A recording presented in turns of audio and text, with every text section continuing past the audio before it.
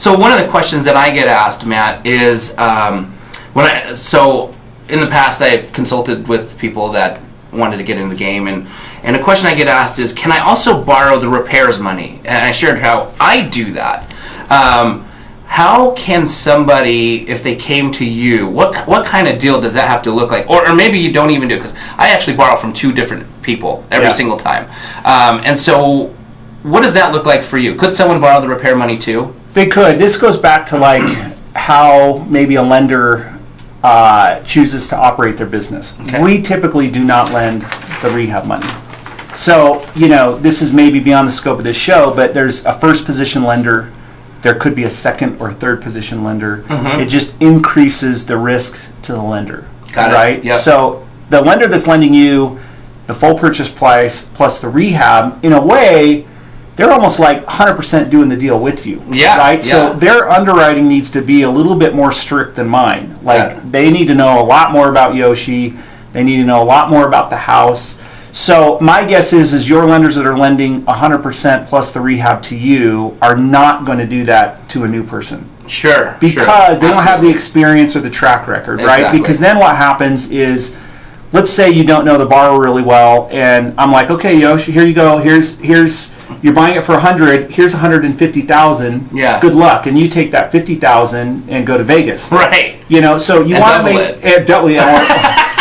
Or lose it. Right? Yeah. So you want to make sure, from the lender's perspective, that if you're going to do that, that money is actually going for the rehab of the property. Unfortunately, I've seen it all too many times where, I say we don't do it. There's exceptions to every rule. We do have a way where we can reimburse borrowers for their rehab money, and we can get creative. Yeah. Some borrowers I'll do 100% for. Got it. Yeah. We still typically don't ever upfront fund the rehab money, but sometimes maybe after you've rehabbed the house, I'll come back in and reimburse you a little bit so you can move on to your next deal. Got it. But I've seen it where people have been, gotten money for the rehab from someone else. Yep.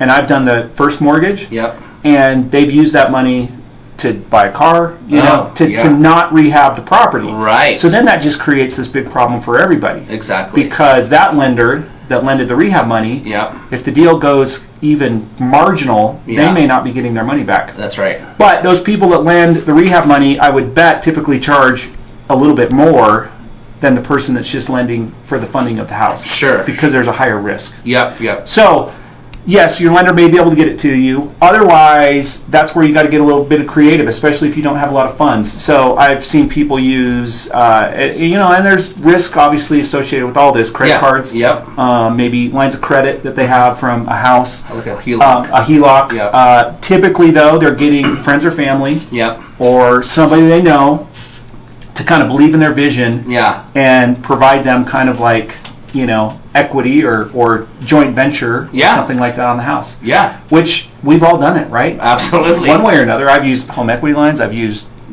friends, family. Oh, yeah. And then as you get going and have more experience and maybe build up a little bit more of a reserve, then you don't always have to. If you're going to be a really successful flipper, you've got to have enough resources. Because, you may have 10 or 15 houses. I remember times where we had 30 houses going. Wow. And we had like $1 million in rehab money out there all the time. Right. Because you pay off one, so you've got to have at some point build up some resources to be able to fund your rehab yourself. Awesome. Or get a lender to really, really believe in what you're doing. Right. Absolutely. And I think that that's so true. That when I say I borrow from 2 different people 100% financing, that didn't start that way. Sure. There was years of experience and reputation building and trust building and rapport and relationship building before that was possible. I think my first flip, I used a HELOC. I think I used if I remember correctly, I used a HELOC for the repairs and we got the deal funded. So got creative there a little bit. Yeah, and first flip I did, we used my home equity line of credit. Yeah. You know what I mean? So, and there's a lot of equity now, so a lot of people could do it. Yep, 100%. Yeah, so very cool.